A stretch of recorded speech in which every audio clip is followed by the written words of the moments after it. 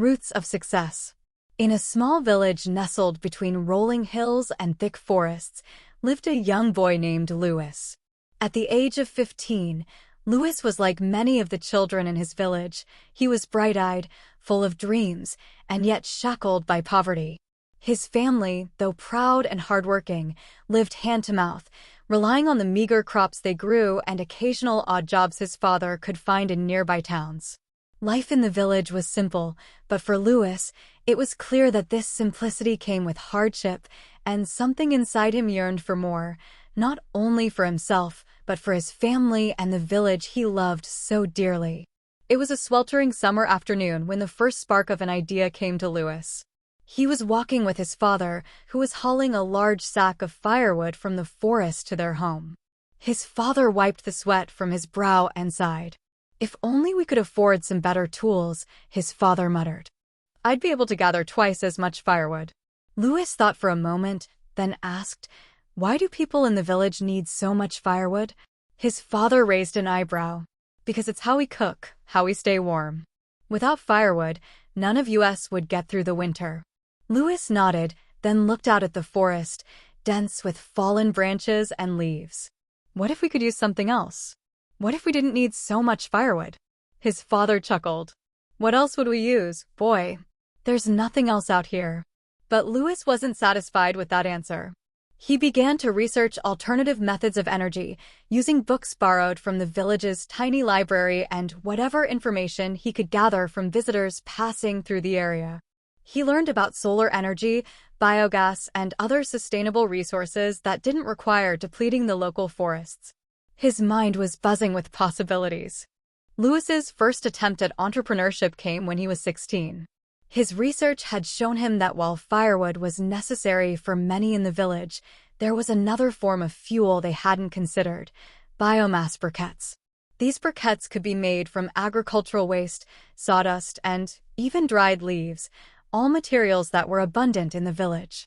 More importantly, they could burn longer than firewood and produced less smoke, making them healthier for indoor cooking. But there was a catch. Louis needed to gather materials and figure out a way to compress them into usable briquettes. He started small, experimenting in his backyard with a rudimentary press he built using old parts from his father's toolshed. With patience and persistence, he managed to create a few rough briquettes, and soon he was able to produce enough to try selling them to neighbors. At first, people were skeptical. Why would they stop using firewood, something they had relied on for generations? But Louis was persuasive. He explained the benefits of the briquettes, how they could save families money in the long run, reduce smoke-related illnesses, and conserve the local forests. Slowly but surely, a few families tried them out. When they realized how much longer the briquettes lasted compared to firewood, word began to spread. With the little money he made from selling briquettes, Louis reinvested in his tiny business. He bought better tools, refined his process, and even hired 2 local boys to help him collect waste materials from around the village.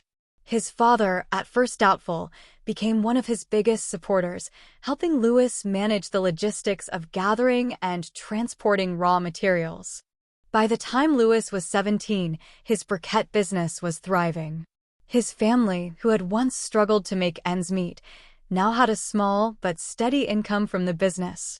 Louis's younger sister, Marie, began helping with marketing, if you could call it that. She would visit neighboring villages to spread the word, using her charm to convince others to try Louis's briquettes. His mother, who had always been resourceful, began keeping track of the business's finances, ensuring they were saving as much as possible to reinvest. Louis knew, however, that this was just the beginning. The demand for his product was increasing, but he couldn't keep up with it on his own. He needed to think bigger, and he needed more capital. He approached the village headman, a well-respected figure, and proposed a deal. If the village would lend him a small amount of money, Louis would train others to produce briquettes and share the profits with them.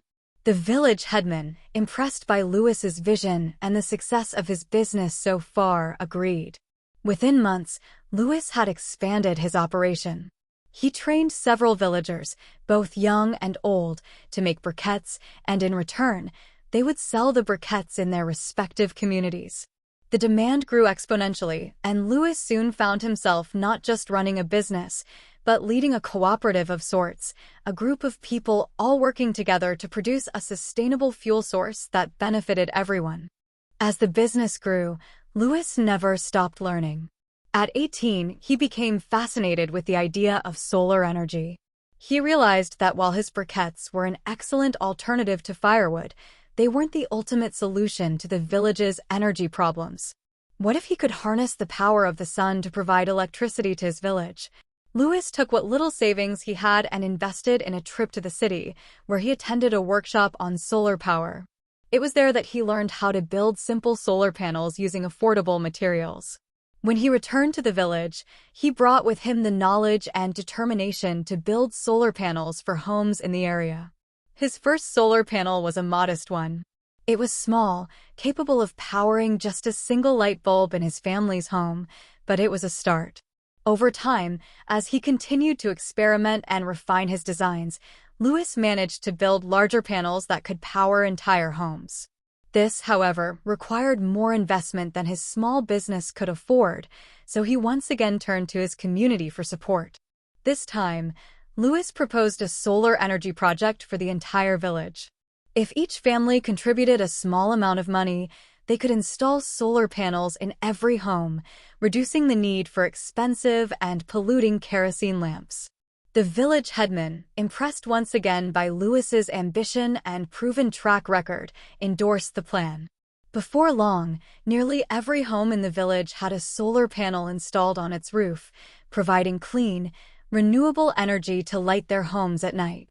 By the time Louis turned 19, his business had evolved from a small briquette operation into a full-scale sustainable energy enterprise. His village was not only self-sufficient in terms of energy, but was also generating surplus power that could be sold to nearby towns.